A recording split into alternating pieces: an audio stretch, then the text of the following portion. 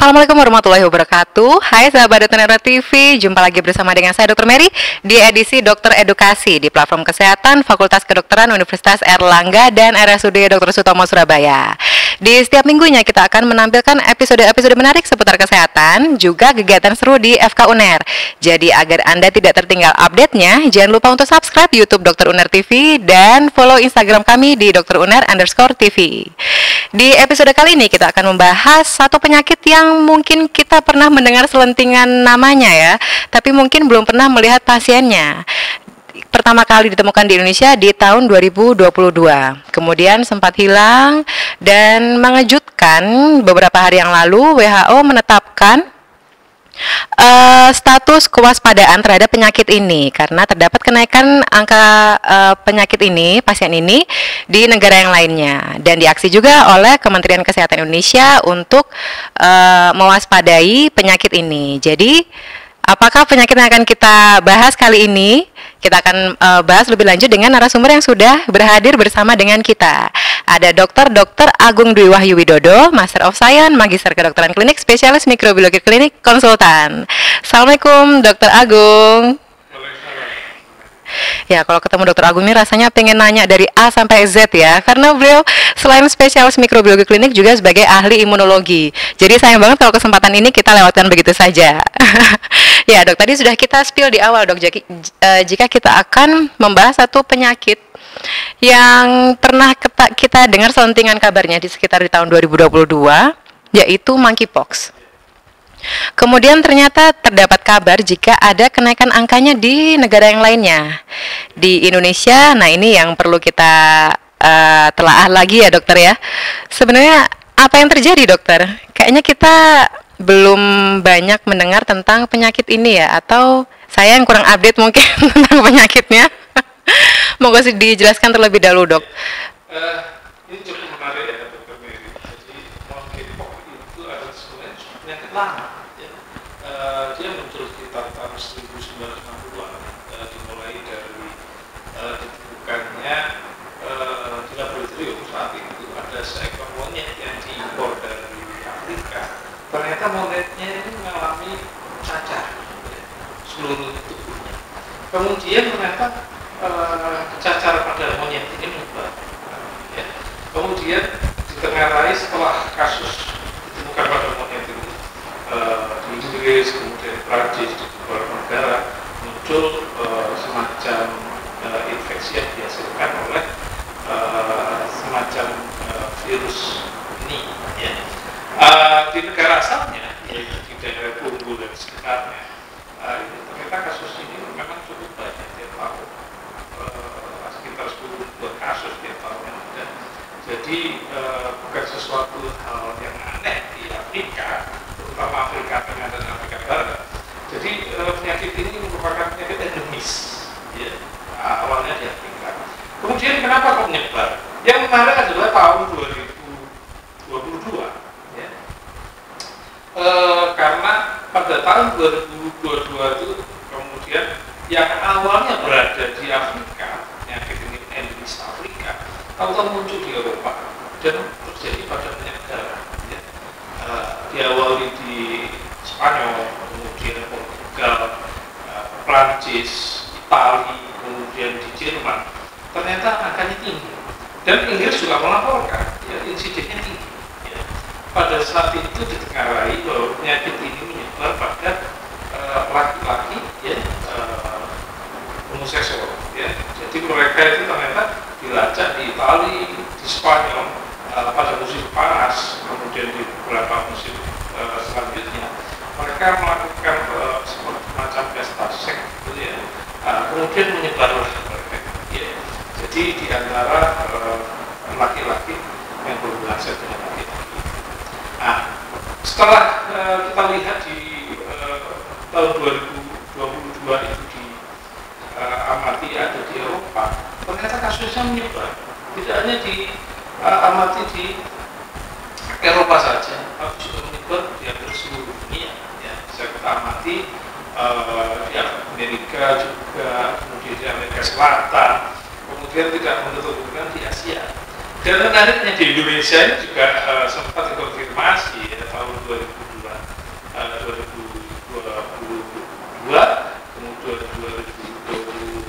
juga ya. Kemudian di 2014 itu juga kita dapatkan kasusnya, dan Kementerian Kesehatan juga melaporkan data dari WHO yang sempat kita amati. Selama ini kita dapatkan sekitar 80 kasus di Indonesia yang terkonfirmasi. Tadi pagi juga Kementerian Kesehatan juga melansir tahun 2002 tidak ada kasus juga berapa tadi 14 atau 17, kemudian yang lebih banyak pada tahun 2023 ya kasus yang meningkat. Nah, ternyata setelah tahun 2022 kasus ini tidak berhenti ya. Jadi bermunculan kasus ini tetap ada di Afrika, kemudian tetap ada di Eropa, kemudian di Amerika juga kita amati kasusnya juga muncul. Nah, di Indonesia ini masih kita laporkan beberapa ya. Nah, kemudian dilaporkan lagi WHO menyebutkan bahwa saya emergency itu ya, penyebaran peningkatan kasus insiden ya, ternyata berbeda dengan plat yang dilaporkan dengan yang muncul tahun 2022 ya. Jadi yang menarik adalah awalnya tahun 2022 ini yang beredar adalah plat 2B ya. Kemudian sekarang berpindah ke plat 1 yang notabene hanya biasanya lokal di situ, tapi kemudian sekarang justru yang kosmopolitan dan menyebar di dunia itu plat 2 sekarang digantilah yang menyebar di sekitarnya itu plat 1. Ya, baik, terima kasih dok. Berarti mungkin sedikit wajar ya kenapa kita sedikit asing dengan penyakit ini, karena ternyata rumahnya ada di Kongo, Afrika, begitu ya dok. Kemudian akhirnya menyebar ke seluruh dunia termasuk ke Indonesia. Sudah disebutkan tadi jika sekitar 88 kasus yang sudah tersebar di Indonesia dari 2022 hingga saat ini. Dan itu tersebar di Jakarta, Jawa Barat, Banten, dan Yogyakarta serta Kepulauan Riau. Tadi kita ngobrol ya dokter. Nah, ya. Ya, berarti banyak terkonsentrasi di Pulau Jawa termasuk di Kepulauan Sumatera. Belum tentu tempat lainnya tidak ada. Mungkin underdiagnose. Nah, ya, untuk itulah kita banyak ngobrol di sini dok, biar semakin banyak para masyarakat ini yang akhirnya open minded dan akhirnya mengerti tanda dan gejala dari si monkeypox ini. Tadi juga sudah disebutkan dok tentang clade 1, clade 2. Nah, ini mungkin kita pelan-pelan dulu dok, kita kupas dulu dari awal ya. Sebenarnya si monkeypox ini penyebabnya itu apa sih dokter? Apakah bakteri, virus atau jamur gitu? Mohon penjelasannya dok. Jadi seperti kita ketahui bersama dan ini sudah banyak disebutkan di media massa dan media sosial, monkeypox ini disebabkan oleh virus. Ya. Nah, kalau kita lihat sifatnya ini mirip dengan virus cacar, tapi adalah cacar beneran, bukan cacar air. Kita tahu bentuknya hampir mirip, tapi berbeda. Ya. Virusnya adalah virus disebut virus monkeypox. Ya. Dia masuk untuk jenis otopox virus ya, jadi kelompoknya adalah otopox virus. Kemudian ini penting karena dia merupakan keluarga besar dari poxviridi. Jadi di dalam kelompok pox ini macam-macam ya, ada yang smallpox itu yang variola, yang merupakan variola, kemudian cacar yang dulu kita eradikasi tusuk-tusuk itu cacar, kemudian vaksinnya, kemudian ada yang cacar pada sapi ya, gopox, kemudian cacar ada ini apa namanya unta ya, kelompok dan lain-lain. Jadi pada prinsipnya virus ini menyebar di hampir seluruh dunia. Ada yang pada hewan, kemudian juga pada manusia. Tapi untuk yang monkeypox ini kelihatannya kok mulai menyebar pada manusia. Nah, seperti itu. Dari studi epidemiologi yang dilakukan oleh para ilmuwan, awalnya diperkirakan penyebarnya itu dari hewan. Ya. Nah, karena sejak awal nyebar itu adalah karena monyet, ya. Nah, itu sebuah monkeypox. Padahal ternyata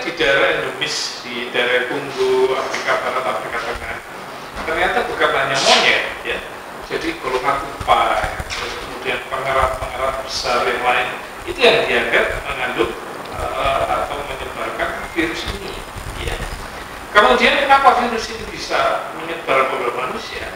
Ya, ini adalah penyebaran dari hewan, ya, kemudian menyebar ke manusia yang seringkali kita sebut sebagai zoonosis, ya.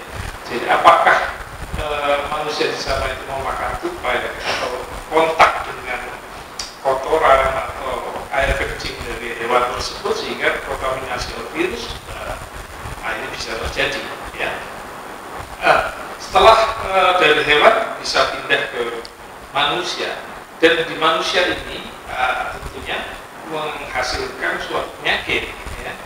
Jadi antara pada saat seseorang, ya, berdekatan dengan orang yang terinfeksi, kemudian kontak dengan hewan, kemudian kontak dengan alat yang terkontaminasi, itu masa inkubasi, yaitu mulai masuknya virus tersebut sampai kemudian muncul gejala, itu bervariasi, ya. Ada yang bilang 5 hari, ya, sampai ada yang 21 hari. Jadi tergantung masa inkubasi munculnya gejala klinis itu juga tergantung dari kondisi tubuh orang tersebut, ya, kebal atau dia fit. Kalau dia sakit-sakitan ya cepatlah munculnya, ya. Kemudian gejalanya yang perlu diketahui bersama, ya, antara satu orang dengan orang lain tentunya kadang-kadang berbeda, tapi pada umumnya bisa kita lihat, ya, gejala seperti penyakit flu pada umumnya, ya, ada demam, kemudian nyeri sendi, ya, sakit otot, ya, kadang pusing dan sebagainya. Yang tampak khas adalah munculnya kemerah-merahan dan kemudian pada wajah mulai muncul bintil kecil, ya. Seringkali kita sebut sebagai vesikel, tapi jadinya seperti cacar air. Kalau cacar air itu jadinya tipis seperti tetesan air itu kan, kalau tidak ini tebal. Kemudian dari wajah turun ke badan dan ke seluruh tubuh. Nah, yang membedakan dengan mereka itu di telapak tangan mulai muncul vesikel. Terus kadang-kadang kita dapatkan tidak kalau penting adalah terjadi pembesaran kelenjar getahnya, ya. Jadi orang-orang Jawa seringkali itu sebagai kelenjar, ya. Bisa di sini, bisa di sini, tergantung letak terjadi proses penyebaran virus itu gitu. Oke, berarti walaupun namanya monkeypox, tapi ternyata tupai pun juga punya kontribusi dalam menularkan penyakit ini, ya, dokter. Kemudian dari hewan, kemudian menularkan ke manusia, dari manusia bisa ke manusia. Penular. Oh, oke. Menularnya lewat apa ya, dokter? Jadi dari data yang dikumpulkan oleh CDC, oleh WHO, itu bermacam-macam cara menular, ya. Yang paling banyak diamati adalah kontak secara langsung, ya, antara kulit dengan kulit. Ini ternyata bisa, ya. Terus kemudian dari data 2022 itu mulai lebih dengan seksual, ya, antara mukosa dengan kulit dan sebagainya, ya. Kemudian yang tidak kalah penting yang banyak kita amati di virus, ya, terutama virus, ya, penularan ini yang paling jarang itu adalah secara droplet lewat itu ludah. Jadi ludah pasien ini nular, ya. Nah, kemudian kontak dengan ini bahan atau alat yang terkontaminasi ini bisa. Jadi kemudian selain hewan tadi, ya, kontak orang dengan orang yang melalui tadi kontak langsung tidak langsung, ya, oleh hubungan seksual.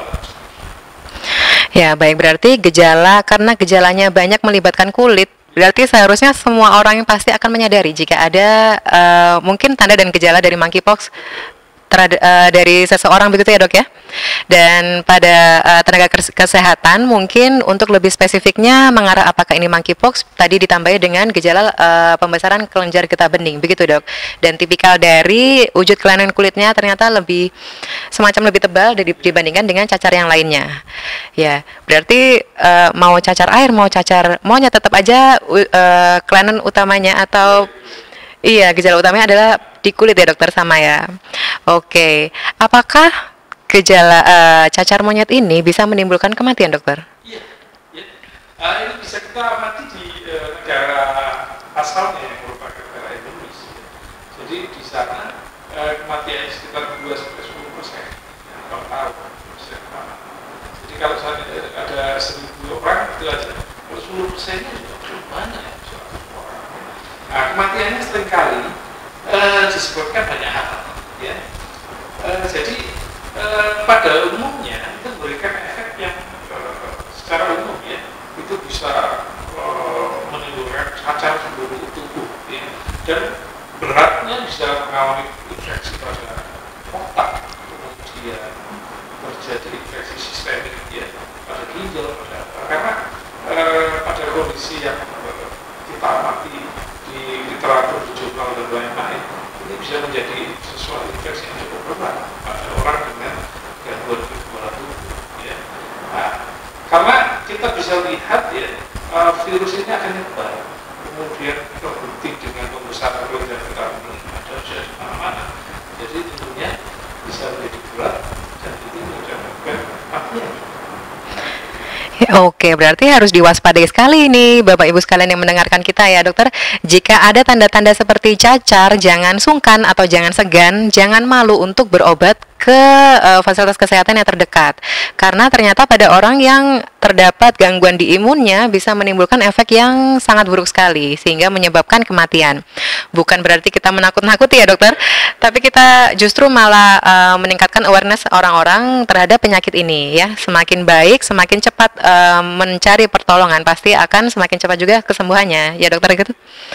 Kemudian dok tadi disebutkan jika angka ini, kejadian ini menjadi naik karena tadi disebutkan jika ada perbedaan clade atau perbedaan jenis dari virus ini.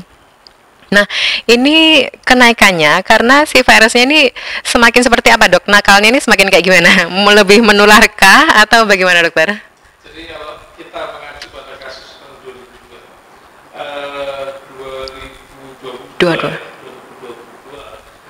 ini menyebar karena penyebaran dilakukan di daratan Eropa itu karena penyebaran lewat hubungan seksual yang cukup luas sampai dari Spanyol, Italia sampai kemudian ke Jerman. Ya.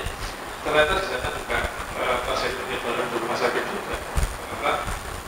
Ternyata tidak hanya pada men seks itu, tapi juga pada petugas kesehatan juga bisa menular. Ya. Tapi untuk yang di sini kelihatannya klub ini adalah klub yang memang lokal di daerah situ, memang ya, karena memang pada umumnya dia berada di situ, tapi ini menyebar ke negara-negara yang lain. Nah, tentu ini adalah salah satu ketakutan dari WHO ya, dan semacam kewaspadaan ya. Kalau seandainya hanya di negara Indonesia saja, oke, karena memang ya tahu selalu ada di sini. Tapi kasus ini menyebar di negara tetangga-tetangga ya. Sekeliling bumi itu ada Rwanda, kemudian ada negara-negara lain, itu dia, dan kemudian dilaporkan juga di Ivory Coast dan lain-lain. Jadi di sana kasusnya meningkat. Nah, karena menyebar itulah ini menjadi warning kan pihak kesehatan yang ada di Afrika, representasi WHO ini melaporkan kepada pimpinan Jenewa dan mereka juga melakukan evaluasi dan menyatakan ini berpotensi nyebar, lawan tidak kita waspadai dan nyebar, ternyata bisa nyebar, apalagi kalau sudah nyebar seperti ini. Ini adalah warning yang maka hati-hatian tujuannya supaya tidak sampai kasus itu menyebar seperti kasus COVID ya. Pada saat beberapa tahun yang lalu sempat menyebar menjadi pandemi. Ya betul, jadi memang perlu kewaspadaan di tingkat awal ya dokter ya, di sedini mungkin agar tidak terjadi kenaikan angka yang signifikan ya, akhirnya harus lockdown lagi lah, jangan sampai ya dok. Oke, baik, tadi sudah dijelaskan terkait tanda dan gejala monkeypox sehingga warning sign-nya apa, sehingga jika Bapak Ibu sekalian atau teman-teman sekalian punya gejala seperti yang sudah disebutkan oleh Dr. Agung, bisa segera ke fasilitas kesehatan terdekat. Kemudian dokter, bagi para nakesnya nih dok, jika mendapatkan pasien curiga cacar monyet, nah ini apa aja dok yang pemeriksaan selanjutnya yang perlu dilakukan? Sekalian ini biar mungkin pasiennya kan akhirnya jadi biar nggak takut gitu dok ke rumah sakit, aduh nanti diapakan ya, pemeriksaannya apa? Nah, monggo silakan dijelaskan dokter Agung. Jadi Kementerian Kesehatan sudah mengeluarkan suatu buku ya, tahun 2022-2023 itu tentang bagaimana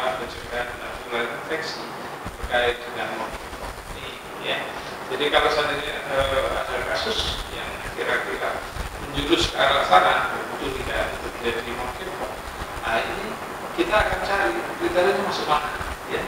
Apakah suspek, apakah probable, kemudian ini sudah dibuktikan dalam pemeriksaan laboratorium.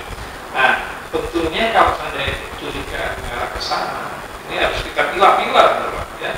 Kadang konsultan terkulit menjadi dalam, kemudian oh ini benar-benar monkeypox atau bukan, ya. Kadang-kadang setelah dilihat, oh ini varicella, gitu ya, dirawat secara varicella, harus isolasi dan sebagainya. Ya. Kalau itu tidak mengarah ke monkeypox, maka harus dilakukan beberapa pemeriksaan dasar. Yang penting ya tentunya tidak memberatkan pasien. Nah, cara mendiagnosa yang paling bagus yaitu dengan mengambil prostate atau kemudian yang vesikel ya dari pasien tersebut ya diambil, kemudian diperiksakan PCR. Ya. Dari PCR itu sebenarnya ada dua ya, bisa kita tahu, yaitu dia positif monkeypox, ya, positif monkeypox. Nah, tapi sebelumnya ada yang bilang, oh ini pox klinik, terus kemudian fokus ke monkeypox-nya, ini positif monkeypox. Tapi ada yang pemeriksaan sampai ke arah kliniknya, ya. Ini klik 1 atau klik 2, nah, seperti itu. Tapi yang terpenting untuk Indonesia sebenarnya kan, kalau sudah ini monkeypox, segera pasiennya kita lakukan isolasi. Kalau seandainya tidak terlalu berat, mungkin kita bagian kan berat dengan sedang dan seluruhnya, tergantung dalam kondisi pasien seperti apa, membutuhkan pertolongan. Ya. Kalau seandainya pasiennya baik-baik saja, mungkin isolasi di rumah, ya. Ada aturan main bagaimana isolasi di rumah, ya. Kemudian pasiennya harus tinggal sendiri, kemudian dengan kamar mandi sendiri, tidak boleh kamar mandinya berjamaah dengan keluarga yang lain, karena beberapa penelitian di Korea, di Jerman dan lain-lain, penularan bisa terjadi di kamar mandi ternyata, ya. Penggunaan toilet bersama, penggunaan gayung bersama itu menjadi permasalahan. Jadi tentunya nanti di tempat di institusi kesehatan kita harus siapkan kalau seandainya pasien ini adalah positif, apa harus dilakukan. Nah, kalau seandainya negatif, ya tentunya kita lakukan isolasi. Ya, diagnosis itu memang penting untuk menegakkan supaya tidak menyebar kemana-mana. Ya. Nah, kasihan kalau seandainya dia positif terus menyebar karena keluarganya, saudaranya, kemudian tetangganya dan lain-lain. Nah, ini kadang-kadang di Indonesia stigma itu masih ada. Nah, itu yang kita komunikasikan. Baik, berarti sebelum menuju ke tindakan berikutnya sangat penting untuk menegakkan diagnosis dan dilakukan dengan cara PCR. Hanya dengan mengambil sampel dari kulitnya ya dokter ya, nggak harus dibedah, tidak harus enggak ya dokter ya. Jadi tidak perlu takut seharusnya pasien ya. Dan kita sudah mampu untuk melakukan PCR ini, begitu kan dokter? Dan beberapa tempat pun juga bisa dilakukan WGS ya dokter untuk menilai kulitnya ini. PCR saja sebenarnya cukup untuk WGS, tidak harus menentukan sampai kelatnya. Kalau sampai kelatnya itu oke, ini bisa kita kirim ke Kementerian Kesehatan dan seterusnya. Tapi sebenarnya di Jawa Timur, ya, Surabaya dan sekitarnya, ini beberapa kasus bisa kita kirim ke ITD ya, Institut Traumatologi, dan di sana mampu melakukan PCR untuk melihat ini pasien monkeypox. Oke, berarti sudah disiapkan juga pola rujukannya, sampelnya bagaimana biar kita bisa setiap area di Indonesia ini bisa melakukan rujukan dan bisa mendiagnosis si monkeypox ini, begitu ya dokter? Jadi sebenarnya beberapa waktu yang lalu tahun 2002, di Jawa Timur sudah membentuk tim, ya, salah satunya anggotanya adalah saya. Waktu itu kita adalah tim ya untuk penanggulangan kasus monkeypox ya, di Jawa Timur. Jadi tim ini bertugas untuk melakukan investigasi, ya, kemudian kasusnya seperti apa, kemudian untuk merekomendasikan perawatannya seperti apa, isolasi, kemudian melakukan rujukan tadi, ya. Ini harus diperiksakan PCR sendiri dan itu dibantu oleh tim tersebut. Ya. Mungkin dengan penurunan kasus tahun 2023 ya, sekarang 2024 mungkin tim ini nanti akan bekerja kembali ya, karena sudah berusaha. Ya, berarti sudah dibentuk tim dimanapun. Dan ini bertujuan tentu saja untuk menekan kemungkinan terjadi wabah. Begitu ya, dokter? Dan setelah seumpama ini terdiagnosis positif monkeypox, kemudian dilakukan tadi dokter sebut isolasi. Nah, itu kan bahasa kita ya, dokter. Mungkin pasien mendengarnya, isolasi itu gimana? Jadi ya memang disendirikan begitu ya, dokter, untuk mencegah penyebaran infeksi. Nah, mungkin bisa dijelaskan, dokter, apa yang bisa anggota keluarga lakukan agar tidak tertular tapi juga masih bisa kontak dan merawat pasien monkeypox ini? Ya, jadi gini, sebenarnya istilah isolasi ini sudah sangat familiar di kalangan kita ya, pada saat COVID ada istilah isolasi mandiri ya. Nah, cuman kalau di rumah sakit kondisinya berat, ini memang harus diisolasi di ruang khusus ya. Nah, tapi bagaimana kalau kondisinya ringan kemudian bisa kita isolasi mandiri di rumah ya. Nah, isolasi mandiri di rumah ini bisa kita lakukan sama sebenarnya dengan COVID yang kita lakukan itu ya. Jadi misalnya ada ruangan khusus di rumah, kemudian punya kamar mandi sendiri, jadi si pendudukannya bisa tinggal di situ ya. Dan berapa lama itu yang paling penting ya. Diketahui bahwasanya monkeypox bisa membaik ya, maksudnya vesikal atau plonting bahasa Jawa gitu ya, plontingnya bisa hilang itu antara 2 minggu sampai 4 minggu. Jadi kadang-kadang isomannya itu antara 2 minggu sampai 1 bulan. Nah, kenapa? Koreng yang masih menempel itu kemudian lepas, ini infeksius ya, bahasanya adalah bisa menulari ya, sehingga korengnya harus lepas semua, kemudian mandi dan seterusnya apa. Jadi dari situ baru kita nyatakan bisa dinyatakan tidak menular.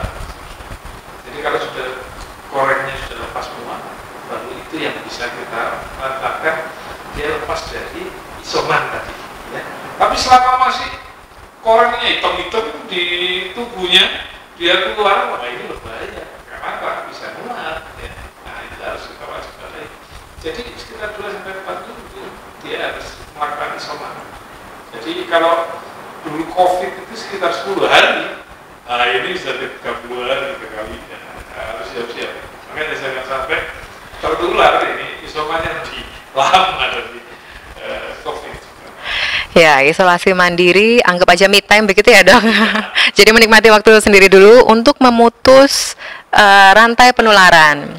Karena ya kita pasti tidak akan tega yang melihat orang yang disayangi akhirnya tertular dan harus menderita monkeypox. Tapi mungkin pertanyaan berikutnya adalah, dokter, terapinya apakah sudah tersedia di Indonesia, dok? Sebenarnya memang menyebutkan ada beberapa terapi yang digunakan untuk smallpox ya. Variola itu ternyata bisa ya. Beberapa waktu yang lalu ya tim kita ya juga menyebutkan bahwa terapi itu sebenarnya bisa kita dapatkan, tapi tentunya dengan import yang cukup tinggi, memang harganya cukup mahal. Tentunya mungkin pemerintah yang harusnya. Kalau beli sendiri mahal, berupa injeksi dan kemudian juga dengan vaksin. Vaksin ini juga ada keterbatasan juga. Ya. Ada beberapa orang yang wajib divaksin dan tidak semua. Walaupun ini terjadi pada saat COVID. Jadi tidak semua orang seperti kasus COVID. Ini semuanya harus kita vaksin. Tidak. Hanya orang tertentu, yaitu satu orang yang sakit, kemudian orang yang kontak, yang ketiga adalah orang yang bekerja dalam penanganan kasus ini. Misalnya yang merawat atau ATLM atau dokter yang memeriksa kasus monkeypox ini, itu yang harus dimasuk. Oke, walaupun kita kembali lagi ya, kita harus waspada dan kita sudah jelaskan bagaimana tentang penyakitnya, bahkan sudah ada vaksinnya, tapi belum ada anjuran untuk melakukan vaksinasi massal, belum ada anjuran untuk menghindari kerumunan, belum ada anjuran untuk menggunakan APD khusus masing-masing orang, begitu ya, dokter? Jadi tidak perlu terlalu dikhawatirkan, tapi tetap waspada, begitu kan, dok? Ya. Jadi terkait dengan bagaimana cara kita mencegah, Ya. sebenarnya cara terbaik yang banyak kita amati saat ini penularan yang paling mungkin pada kasus infeksi virus, terutama ini ya, monkeypox virus ya,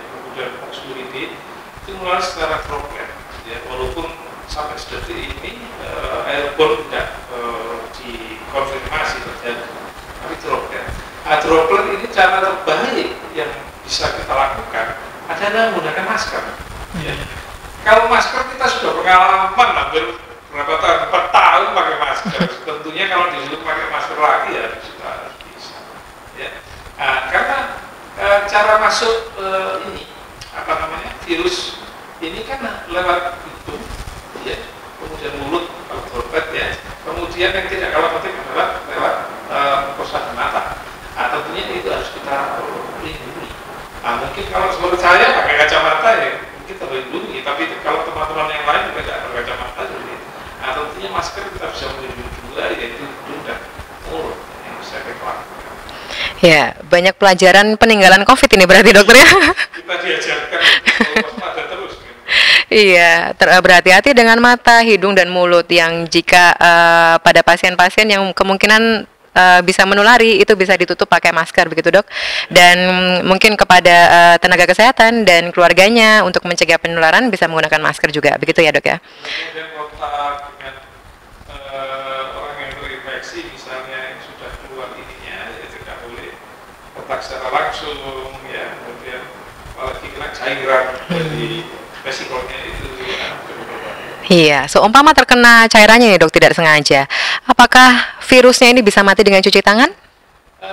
Beberapa waktu yang lalu ada beberapa penelitian itu karena virus ini adalah virus punya semacam kayak flu ya, di situ ada lipidnya tebal.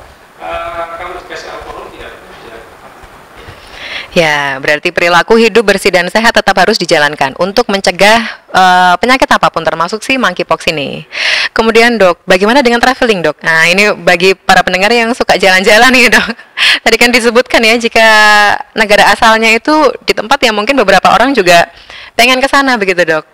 Jadi memang WHO sendiri juga memberikan warning kan.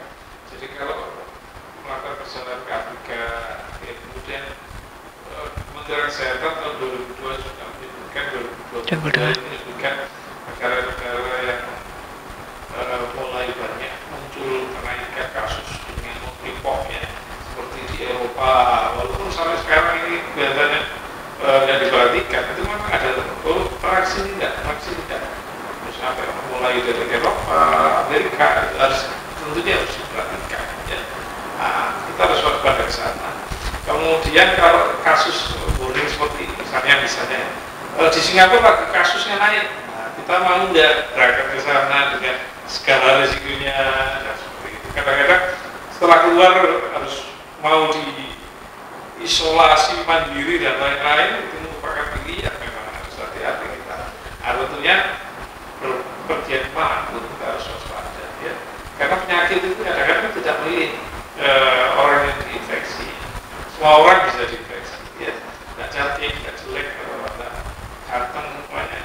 Virus nggak beda-beda orang kaya, orang itu semua sikat pokoknya bisa diinfeksi. Iya, lansia, dewasa maupun anak-anak begitu ya dokter? Iya, apalagi kalau kekebalannya rendah bahkan sekali itu yang tidak kita.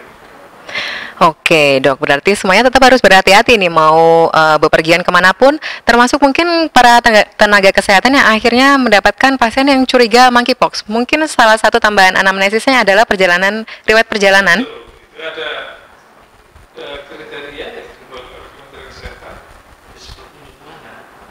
Kemudian selain berkunjung ke sana, gejala klinisnya kalau satu positif, maka apakah pernah kontak dengan orang ini ya, dengan gejala yang sama, kemudian kontak dengan hewan yang tadi kita sebutkan dan seterusnya.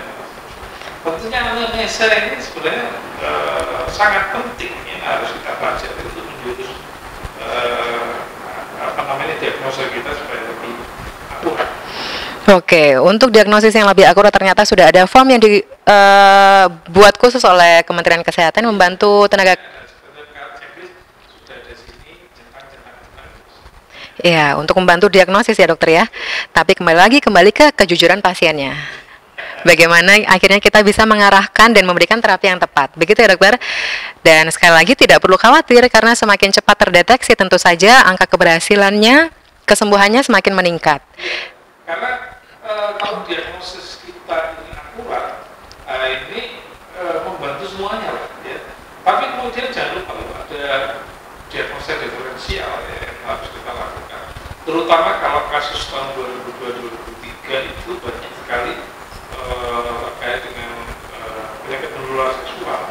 DD-nya tentunya beberapa kasus yang kita tangani juga yang waktu itu kita lihat ada lupus. Orang-orang berkata ini mungkin kok ini karena mungkin pakulnya pecah dan seterusnya menjadi lupus. Kemudian setelah kita lihat ternyata STD dan mungkin tentunya itu yang harus kita perhatikan juga dari luar kontak, kemudian kenapa ini munculnya apa, sebenarnya ada. Ya oke, luar biasa sekali nih pembicaraan kita kali ini karena udah mulai benar-benar dari A sampai Z ini kayaknya dok yang kita bahas ya dengan sesederhana mungkin. Semoga bisa ditangkap dengan maksimal oleh seluruh pendengar kita hari ini dok. Tapi sebelum kita tutup dokter, mungkin dokter Agung ada take home message dokter penutup untuk seluruh sahabat dokter Nero TV, dipersilakan dok. Iya, kepada Bapak dan Ibu sekalian tentunya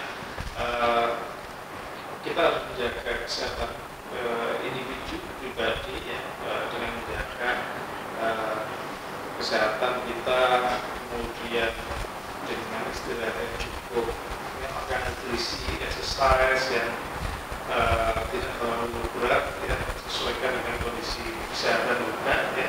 Dan jangan lupa jangan stres karena stres itu bisa menyebabkan kekebalan kita turun dan seterusnya. Kemudian bisa kita amati di sekeliling kita banyak sekali penyakit yang kadang-kadang tidak kita sadari. Jadi setelah kita terrefleksi, baru kita sadar bahwa penyakit muncul pada diri kita. Nah tentunya mencegah itu lebih baik daripada mengobati. Dan tentunya tidak terlambat untuk kita belajar terkait dengan fenomena yang saat ini sangat banyak kita temukan di masyarakat dan penyakit ini menyebar begitu cepatnya dan kita harus waspada jangan-jangan bisa masuk ke negara kita karena beberapa kasus konfirmasi positif juga dilakukan oleh Kementerian Kesehatan dan ini memang ada di Indonesia. Mungkin itu saja. Ya baik, terima kasih banyak Dokter Agung atas waktunya dokter. Kita kapan-kapan ngobrol lagi ya dok ya terkait ya topik yang lainnya. Baik, terima kasih sahabat Dokter Nero TV sekalian. Tetap semangat menjaga kesehatan dan tetap berlakukan perilaku hidup bersih dan sehat untuk mencegah seluruh penyakit. Saya Dr. Mary beserta seluruh kru yang bertugas mohon izin pamit. Wassalamualaikum warahmatullahi wabarakatuh. Jumpa di episode berikutnya.